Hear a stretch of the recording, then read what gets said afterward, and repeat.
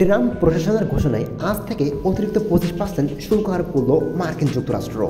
এ নিয়ে মোট শুল্কের পরিমাণ দাঁড়ালো 50%। রাশিয়া থেকে তেল কেনার শাস্তি হিসেবে এই সিদ্ধান্ত নিয়েছে মার্কিন যুক্তরাষ্ট্র।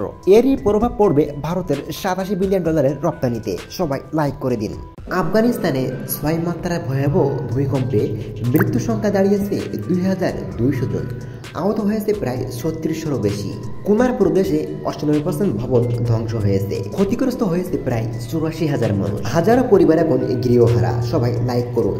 পাকিস্তানের খাইবার পাখতুনখোয়ায় চলতি বছরে প্রথম 8 মাসে 605টি সন্ত্রাসী হামলায় অন্তত 138 জন বেসামরিক ও 79 জন পুলিশ নিহত হয়েছেন, আহত প্রায় শতাধিক। চলতি আগস্ট মাসেই হামলা হয়েছে 129টি। সবাই লাইক করে দিন। ভেনেজুয়েলায় মোতায়েন করা হলো মার্কিন যুক্তরাষ্ট্রের যুদ্ধ জাহাজ। 3টি অ্যাজিস ডিস্ট্রয়ার, গোয়েন্দা বিমান ও সাবমেরিন সহ প্রায় 4009 সদস্য দক্ষিণ ক্যারিবিয়ান উপকূলে।